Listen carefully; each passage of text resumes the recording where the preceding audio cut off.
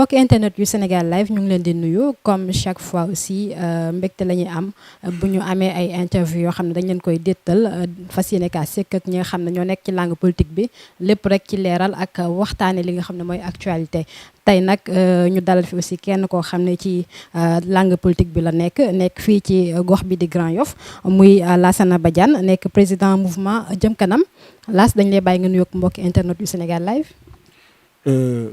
soxna si maa ngi lay nuyu maa ngi nuyu internet yi seetaan ci Sénégal live di nuyu waa réew mi di nuyu waa bitim réew di nuyu sama waa parti waa APR di nuyu waa Grand Yoff ak ñëpp képp koo xam ne yaa ngi seetaan ci biir réew mi ak ci bitim réew.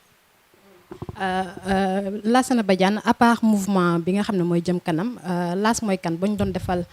présentation Lassana Badiane ak fonction yi mu yor. waaw Lass mi ngi nekk conseil municipal ci commune de Grand Yoff nekk fa secrétaire élu ci liste Benno Bokk Yaakaar nekk responsable APR Grand Yoff nekk membre de la convergence des cadres républicains ci APR donc yooyu mooy ndombal tànk yi waaw. ba tey kan mooy Lassana Badiane. waaw Lassana Badiane jeune la jeune boo xam ne mi ngi juddoo Grand Yoff yaroo fa màggee fa jàngee ci réew mi ba benn wàll bi di dem bitim réew jàngi dellusiwaat di liggéey ci réew mi donc nekk ci boîte privée di góorgóorlu nekk tamit ci action sociale di jàppale waa gox bi ànd kook sumay morom sumay mag sumay xarit sumay dëkkandoo ngir Grand Yoff mun a jëm kanam. nga nekk fi nga xam ne mooy Grand Yoff nga di fa yëngu ci wàllu politique say début ci politique lan la. waaw samay début ci politique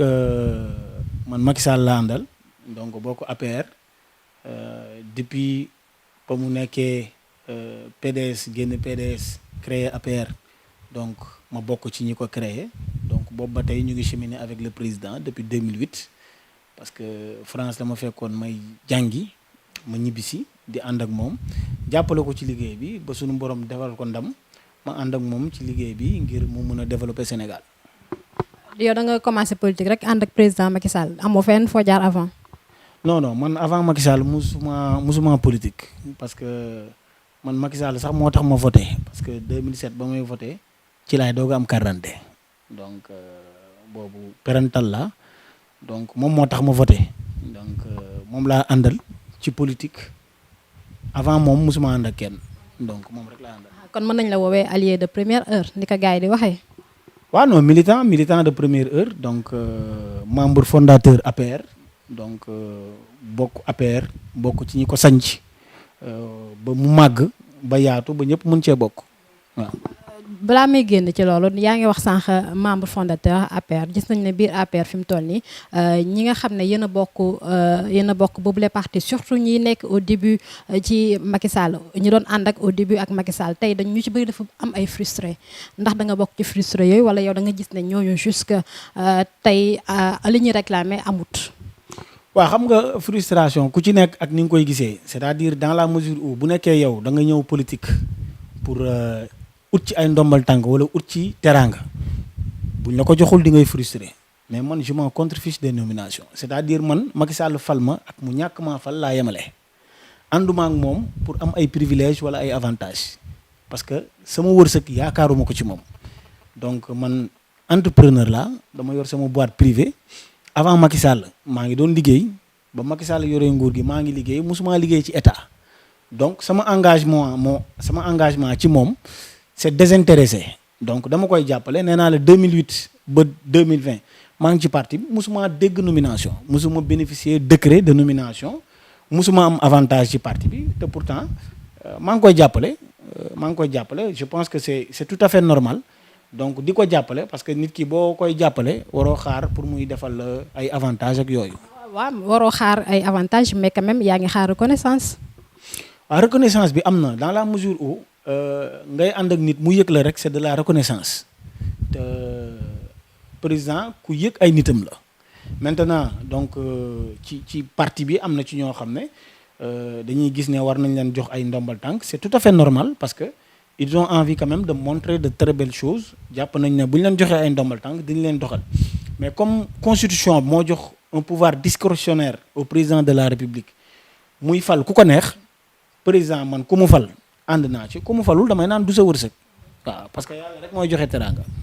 mais quand même ñi wax ne dafa faral wala dafa privilégié ñi nga xam ne ñoom ñoo mujjee ñëw ay alliés par exemple bokkul ak yéen ñi nga xam ne yéen a fondé APR ñooñu quand même dig leen nangul loolu parce que boo demee bay séddale tamit ñi nga xam ne yéen a commencé ndoor war nga mën a gestu jox leen li nga xam ne loolu lañ yellool liggéey gi nga xam ne def nañ ko au début nga war leen a jox seen wàll que nga bàyyi leen fa di dem xool ñi nga xam ne peut-être par intérêt moo leen andi ci parti bi. waaw xam nga raisonnement boobu. moom la sama mbokk APR ñu ci bari di def foofu la ñuy juumee président yorul lu ñuy séddale président nguur la yor sénégalais yi ñoo ko fal jox ko nguur te nguur joxuñu ko pour muy séddale di jox ay tàngal ñii di jox ay singom ñii ak ay bonbon dañ koo jox pour mu doxal réew mi ku mu jugé utile ne bu la woowee ci wetam ci peggam bu la joxee ay ndombal tànk di nga ko jàppale pour mu traduire en pratique sa vision dalay woo man que ce soit les transhumants les alliés ça ne me dérange nullement jàpp naa ne président soxla na leen donc day yaatal parce que tamit nous sommes dans une mouvance présidentielle APR la woon ñu dem élection jël deuxième ñu ñëw Benno Bokk Yaakaar après on est dans la grande mouvance présidentielle donc jàpp naa ne président bu jugé nécessaire woo ay nit ñu gën a yaatal donc c'est tout à fait normal parce que ay doomu réew mi lañ mais man nekkuma ci logique ku bokk APR donc moom la ñu war a privilégier au détriment ku bokkul APR. mais tey ba ñu doon defal benn genre analyse ci sa situation parti APR ñun li ñu gis mooy fi mu toll nii APR jaxasoo na sam pap day bañ ma wax ne sabar bu tas d'accord du ma ko wax mais jaxasoo na yow tey ba ñu doon defal analyse u APR tey nan nga koy analyser. xam nga APR ngénte lawbe la ñii la juddoo APR ci coow la juddoo. ci coow la màggee fu mu toll nii ci coow lañ ne ñun coow moo ñu jik APR dafa judd rek nekk ca pàcculi. mais na doon coow lu baax tamit. mais coow loo xam ne jeunesse bi dañuy xeex parce que vidéo yaa ngi fi jeunesse bi di dóorante te yéen mën nañ wax yéenay sooklu parti bi mais tey bu ngeen demee benn réunion wala fu ngeen mënti nekk faaw ngeen sàndante ay chaise loolu est-ce que war na leen. waaw xam nga loolu ñi koy def rek mooy ñi nga xam ne nampatal nañu leen ci parti bi ñi nga xam ne mooy dañuy doog a ñëw. waaye ñi yàgg ci parti bi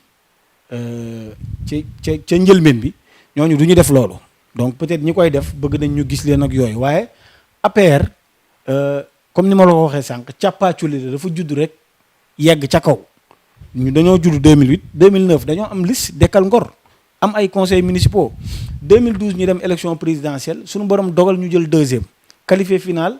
gagné Ablaye Wade yàlla dénk nu réew mi donc ñu dem 2014 sur les 557 communes APR géré ci lu ëpp 550 communes APR nekk le plus grand parti du Sénégal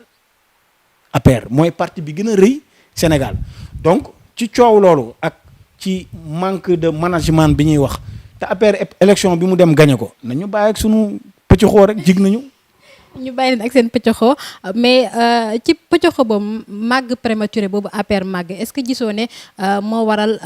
fu nekk ni di dafa xëccee amul structuration yaa ngi koy wax mal organisation boobu noonu mais tam parti dafa war a am ay normes jeunesse bi ñii la mu am structuration boo xam ne quand même fu ngeen mënti dem ku ne dina xam ne man kii mooy sama chef ci kii laa topp wala ci kii moo topp ci man quand même parti yëpp war a am loolu. mais APR am na structuration am na. Convergence des jeunes républicains am na njiit mouvement des femmes am na njiit mouvement des sages am na njiit convergence des cadres républicains bi ma bokk am na njiit convergence des enseignants yi am na njiit donc lan moo fi des structuration am na mais li yeneen parti yi di doxee ak ñun suñu bos ni muy doxee bokkul donc ñun structuration bi war président def na ko jël na ay nit ne leen yéen a jiite COJER ñii CCR ñii enseignant réseau des enseignants républicains ñi nangam ak nangam donc am na structuration peut-être coow mënul ñàkk à la base mais structuration am na sunu njiitu parti nii la ko bëggee on se sent à l'aise te ñi ngi doxal. wax nga ko pëccoxoo mooy seen gàllaaj d'accord dañ leen ko nangul mais aussi gis nañ fan yi coowal Moustapha Diakhaté bi moom dem na ba ñu dàq ko ci biir li nga xam ne mooy parti boobu noonu te bokk na ci ñi nga xam ne ñoo doon ànd ak Macky Sall ba dara doon lee dara tey yow Moustapha Diakhaté ndax d'accord nga ñu jëlee ko ci parti bi wala ku mën ci doon tey ñuy wàññi ay nit que ñuy dolli ay nit tey nan nga gisee kaaw Moustapha Diakhaté boobu. kooku benn li nit ñi li ñu xamul mooy ba dara dul dara nekkul woon ak ñun moom ba muy ñëw ci parti bi ñëwoon na avant 2012 traité nañu de fans club bàyyi ñu dem ba président gagné mars 2012 ci la ñëwaat Marème Faye moo ko dimbali sarax ko dugal ko fondation président jéggi ñëpp dugal ko ci liste député yi juillet 2012 def ko président groupe parlementaire. Moustapha Diakhaté n'est pas un membre fondateur de l'APR déedéet loolu ñu bari. bokk na quand même ci ñu jàppale Macky Sall ci ses débuts. non jàppale wu ko nee naa la jàppale wu ko. non jàppale na ko ci gouvernance am loolu kenn mënu koo weddi. dama la ne ñun ba ñuy ut nguur moom nekku fi dafa ñoo bàyyi ba ñu jotee ci nguur ci la raam ñibbisi ñu dimbali ko dugal ko fondation Marème Faye dimbali ko dugal ko fondation pour mun a am dépense ñu dem élection législative président def ko ci liste bi ñu gagné largement avec une forte majorité président def ko groupe parlementaire au détriment des apéristes de souche au détriment des alliés de Benno Bokk Yaakaar choix boobu kenn contesté wu ko ñu nangu ko léegi moom diggante 2012 juróomi at ba 2017 mu nekk président groupe parlementaire di am ay millions par weer am ñaari oto am benn 4x4 ak benn berline di am junniy litre essence boobu ba tey moom gisul woon ne parti bi doxul pourtant parti bi musul changé doxalinam am na loo xam ne c'est de la malhonnêteté il n'a pas été reconnaissant parce que bu ñu doon xool sànq yaa ngi koy wax sa njël benn kàddu bu ñu doon xool rek mérite il n'est pas méritant ñun ba ñuy xeex daf ñoo xas saaga ñu dem ba ñu amee nguur président ci mbaaxam comme c'est un homme bu waa ñëpp mu ñëw ñu jox ko ay ndombal tànk mais du loo xam ne da ko mérité. mais quand même nañ nangu ne quand même c'est un allié de taille doon na koo xam ne kàngam la ci réew mi ku mu jàppale ku ne quand même dañ ko soxla est-ce que du woon ngeen masla ak moom wala ngeen négocier waxtaan lépp lal ko ci waxtaan bañ mu dem parce que quand même nga am ko sa wet moo gën mu nekk sa adversaire wala mu nekk sa ennemi. waaw loolu yow yaa ko xalaat. mais. yow sa xalaat. moom xam na ni tekkiwul dara musul gagné bureau de vote non 2009 ñun ba ñuy teg suñu liste Dekkal Ngor élection locale moom teg na listam parallèlement mook Lamine Ba bi nekkoon PDS 700 voix lañ am ci département Dakar 700 voix kooku ban légitimité la am kenn musu koo fal fenn musul nekk conseil municipal musul nekk conseil départemental musul nekk maire kenn musu koo fal fenn benn pal lañ ko mës a fal ci liste député APR la ñu fal ko ci darajay président ak mbaaxam mu nekk président groupe parlementaire à part loolu musul am fonction élective président moo ko fal ba mu jógee assemblée président moo ko jël def ko ministre chef de cabinet du président de la république mu jógee ci loolu mu def ko ministre conseiller ban mérite la am amul benn mérite amuluñu benn njariñ na dem moom ak ñi ànd ak moom nañ dem amuluñu benn njariñ waaw. loolu mu nekk mbokk yi gis-gisu Lassana Badiane kooku moom ñun duñ ci commentaire mais aussi juste pour continuer waxtaan bi rek ñu mën a tëj parenthèse boobu noonu gis nañu aussi ci wàllub société mouvement yi bëri nañu manifestation yi bëri nañu lépp ci gouvernance su Macky Sall bi surtout tey coow li aussi mën naa ne fu nekk secteur boo dugg rek coow am na fa tey yow nan nga gisee gouvernance su Macky Sall boobu. gouvernement Macky Sall président mi ngi def ay effort waaye lépp mënul matati lépp mënul mate parce que sunu borom mi nga xam ne moo yor kun fayakoon sax am na kàttanu matal lépp mais du ko def donc mi ngi def ay jéego mais am na fi mbir yi fu mu sooxee am na ci parce que boo xoolee sénégalais yi ñu ci bari bëgg nañ rawatina ndaw ñi bëgg nañ xëy président mi ngi ci teg ay programme def na ci ay jéego mais satisfaction totale mënul am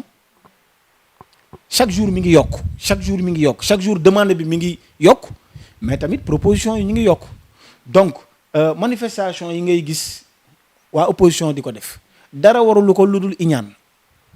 ak soxor parce que ndamu président bi lañ ko yéenewul. mais manifestation yi quand même opposition bi defuñu ko de askan wi non askan wi la. ñoom ñoo ko jiite ñi ko jiite yëpp ay politiciens lañ ci ay parti lañ bokk. léegi mouvement bi mel ni wala collectif bi mel ni ñoo lànk ñoo bañ quand même bu ko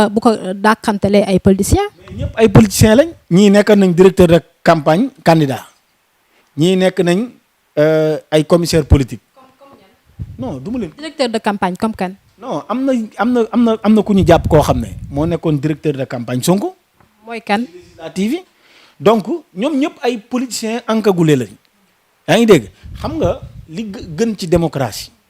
mooy légitimité démocratie élection moo koy joxe président dem na élection 2019 sénégalais yi wóoluwaat ko jox ko ndam mais nañu respecter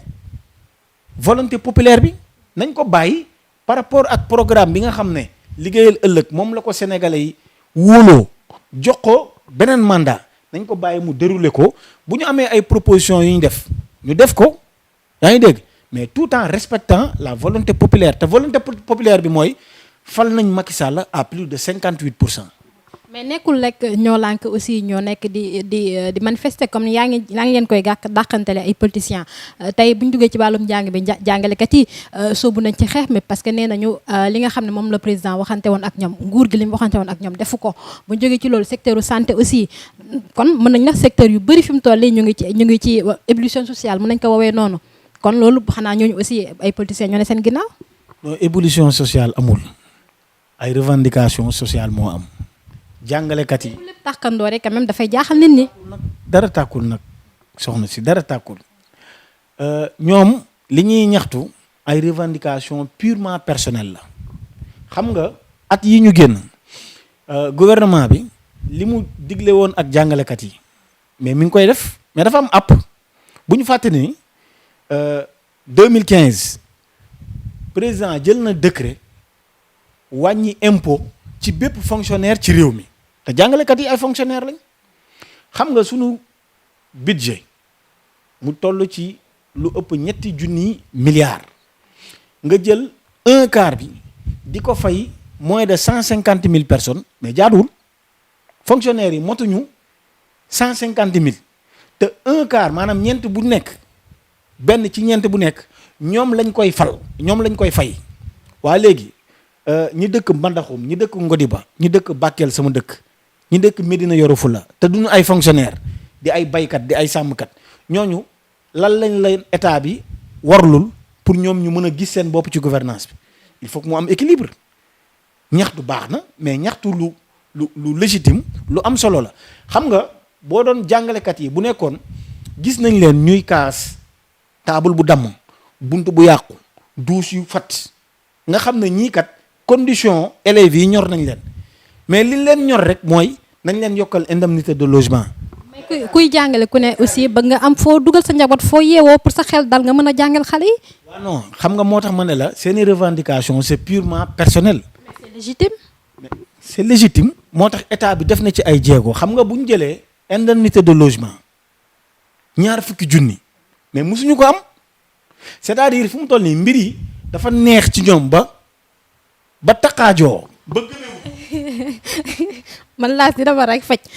en fait juste pour wax ne ñoom enseignants yi c'est vrai que li nga wax ne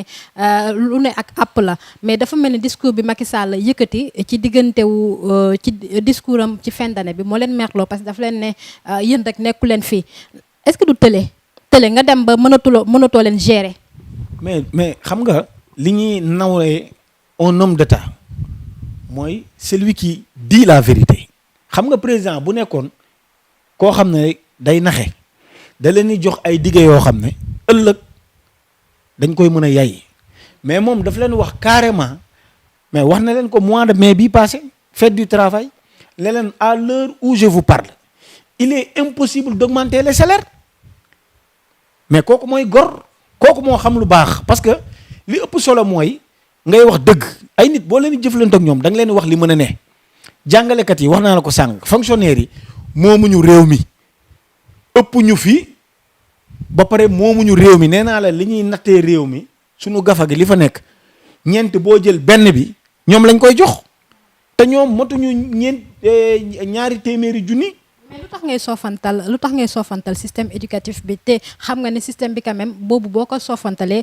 li muy yàq ci réew mi bëri na ndax ñoo yor njàng beeg njàngale mi. soofantalu ma ko de système éducatif président lu ko ñor la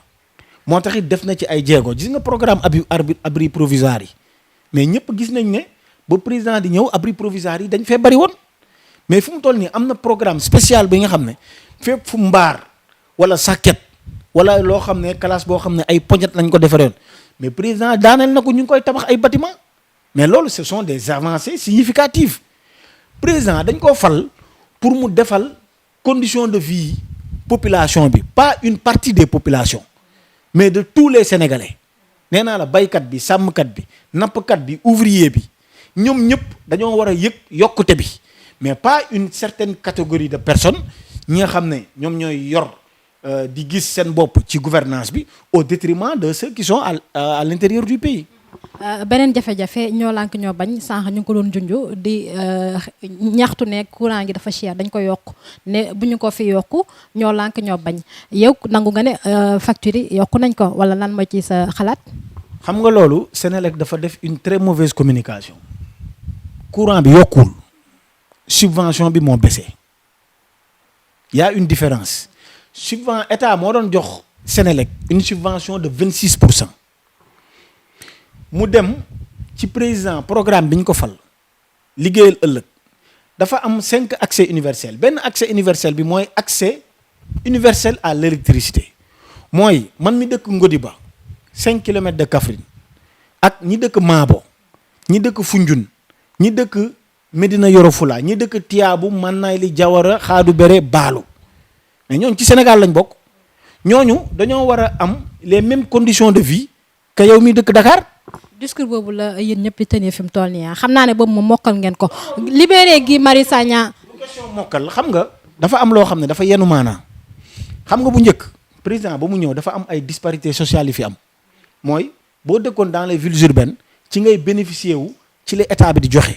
mooy ay Dakar Thiès Diourbel Touba Kaolack mais président bañ koy fal premier mandat dafa ñëw ne équité sociale équité territoriale moo tax mu indi ay programme mais boo demee dëkk ba mais gis nga ne yenn saa yi ci ay rang-rang nga doon dox mais léegi ay tali la bu njëkk da ngay gis dëkk boo xam ne semaine ba semaine la ñuy root mais loolu yenuwul maanaa ci Sénégal il faut que ñu am robinet am forage yow mi ngay ubbi sa chasse man sama mbokk mi nekk Tiyaabu amul chasse mais am na robinet loolu mooy équité sociale équité territoriale te nag président askan wi moo ko fal nee naa la damay baamuwaat li ma waxoon président faluñu ko pour mu régler les problèmes d'une partie des Sénégalais dañ ko fal pour mu régler les problèmes de la majorité des Sénégalais te loolu daf cee bokk accès à l'eau accès à l'université à l'électricité donc accès universel yëpp pour ñëpp mun cee jot. ñoo lànk ñoo bañ seen xeex bi gannaaw courant bi dañ ci dolli li nga xam ne mooy ñu libéré ki nga xam ne mooy Guy Marius Sagna ndax gis nañu ne dañ ko jàpp de façon arbitraire ci njëlbeen nga dañ ko jàppandooroon ak 9 personnes autant pour moi ñu dem bàyyi ñëpp ba mu des moom ñenn ñi ne dafa rax politique loolu am na wala amul. ñooñu bakkan la ñuy waxee xam nga Sénégal li fi doy waar mooy nit day waxee bakkan te du ko xam nga moom liñ ko jàppee. lu doy waar la il s'est attaqué à un symbole de la République la présidence de la République mais kooku bëggoo jàmm parce que yow mii bu ma ñëwoon ne damay ñëw sa kër marché ñëw sa kër mais dama lay attaqué. mais marche pacifique la amul woon gànnaay amul dara. xam nga du marche pacifique xam nga boo nee da ngay marche nga déposer autorisation autorité préfectorale bi. ne la may nañ la ko wala fii waruñu fi marche mais il faut respecter l'autorité mais la présidence de la République quand même c'est un symbole c'est comme l'Assemblée nationale c'est comme le tribunal ce sont des symboles de la République qu'il faut respecter ce sont des institutions moom mii tey ni mu ko attaqué ëllëg bu fa mbokkam nekkoon du bëgg ñu attaqué ko donc je pense que au-delà bokkuñu parti wala bokkuñu ay coalition il faut que sénégalais yi ñu am le sens de la responsabilité il faut qu'on apprenne à respecter nos institutions il faut qu'on apprenne à respecter quand même les personnes qui incarnent ces institutions là te loolu bu ñu ko defee pëcc xoo du am ku nekk di nga xam sa place ñu joxante cër Sénégal mën a jëm kanam. mais ci bañ koy jàppuñu ko woon moom kese am na ñu ko jàppandooroon ñu bàyyi ñooñu moom ñu jàpp ko. mais moom li mu def ñeneen ñi defuñu ko moom li mu def moom dafa dem attaquer garde rouge dafa dem s'agripper sur les grilles du palais xam nga ñeneen ñi bokkuñu moom xam nga man je suis pas magistrat juge bi yor dossier am man waaneew ma bay wax loo xam ne wóor ma li nekk ci dossier bi mais li ma wóor mooy ñeneen ñi bu ñu leen jàppee complice mais moom mooy commanditaire c'est-à-dire moom moo ko sooke def na loo xam ne yoon da koy tere je pense que du loo xam ne un républicain war nga ko def parce que tamit il faut respecter les institutions. moom ba tey ci xeexam bi cause bi askan wi la doon xeexal est-ce que du woon laaj juste clémence parce que ba tey il défendait un peu le peuple on peut dire ça. défendre peuple bi boppam lay défendre nee naa la c'est un pur politicien. ci lu tax nga wax loolu. mais parce que ñoo bokk langue politique bi Pastef la àndal nekk na seen directeur de campagne élection législative 2017 présidentielle bi bokk na ci coordonnateurs yi mais li muy def. waa Pastef la koy defal donc c'est visible amul lu ñuy nëbbante ñun ñëpp ay doomi réew mi xamante nañ donc il faut arrêter ay di jël ay naan damay xeex ay cause commune ay cause populaire ban légitimité la am kenn falu ko fenn askan bi wóoluwuñ ko askan bi ñu mu wóolu ce sont les élus locaux les élus départementaux les maires le président de la République les parlementaires parce que ñooñu ñoo dem dagaan baatu askan bi ñu wóolu leen ne yéen am ngeen dogal wax ci sunu kàddu. foofu moom boo fa duggee tey am na ci askan wi ñi nga xam ne. pour ay politiciens yi nga xam ne dañoo mer ngembu parce que tamit problème bi soxna si du dara lu dul jël bi leen Macky Sall daan